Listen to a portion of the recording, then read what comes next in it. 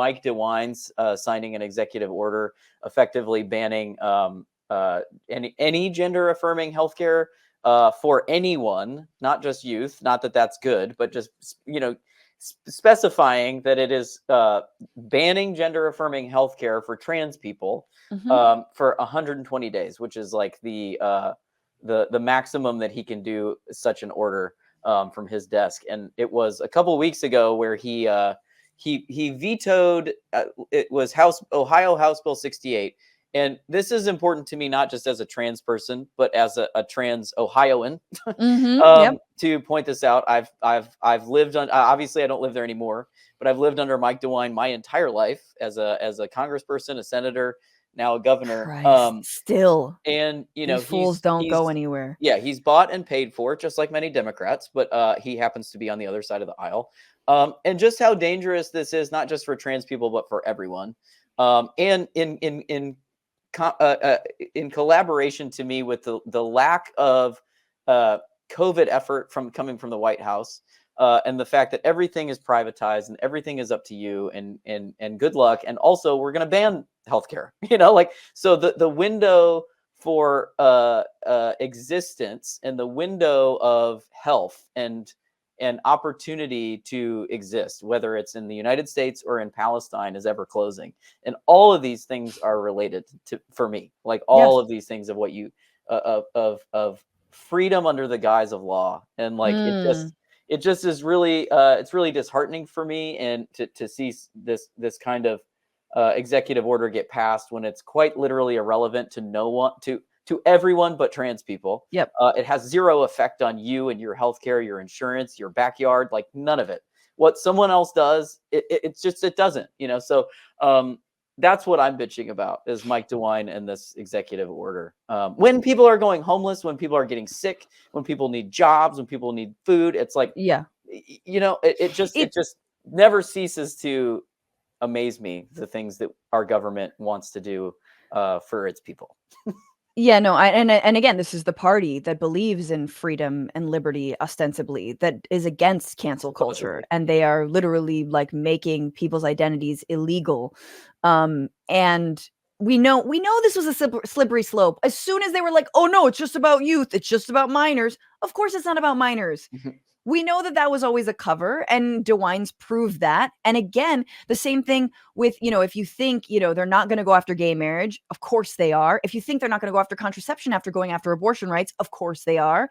Just keeps going and going and going. But the anti-trans stuff is like, it's so much more targeted and explicit and evil than even anti-abortion legislation, because with that they still have this cover of like, well, every life is precious, and maybe that person can grow up to live a fulfilled life. Oh, what if they're trans?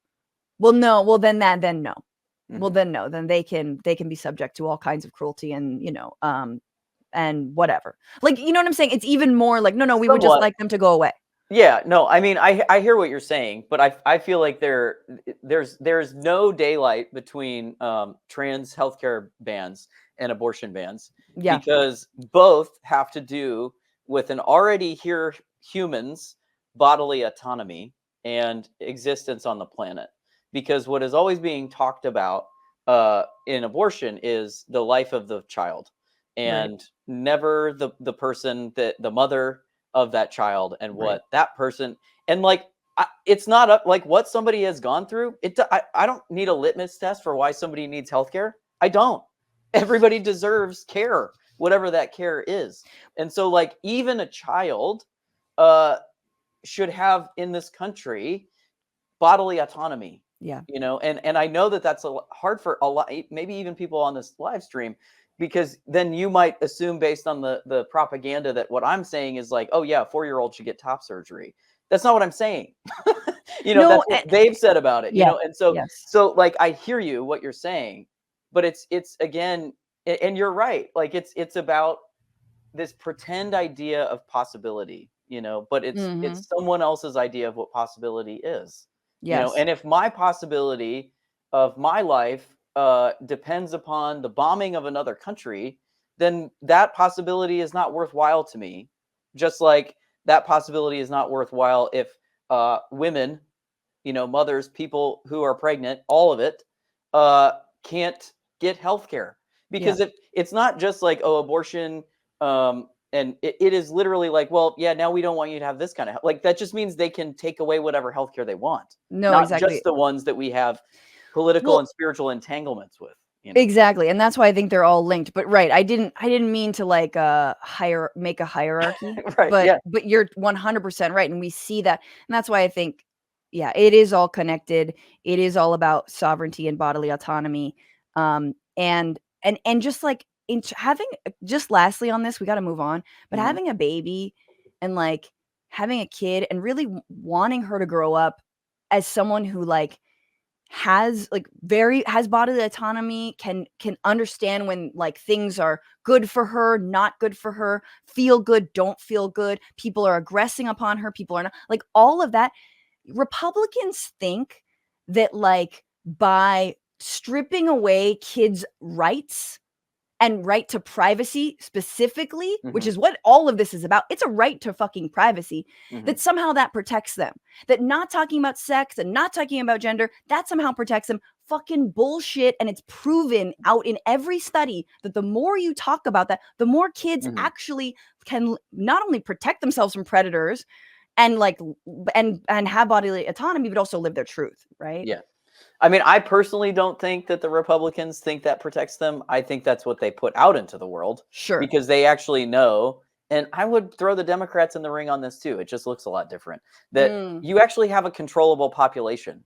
If an undereducated population, and when I say educated, it's like having your own experience of your life and having conversations, community-based conversations of what sex is, what gender can be, what all these things, that when an entity controls what is and isn't talked about, just like they're banning books. I mean, the Nazis banned books and burned books. We never in this country talk about what those books were about. And that's for a good reason, because they got those ideas from us. And the books that they burned were gender book, like books about transgender people, transsexual people, and queer people. Those were that was what they straight were Nazi shit. Yeah. And we literally don't talk about it in here because A, they got it from us, so they don't our government doesn't want children to know that, and B, that this country doesn't want children to know about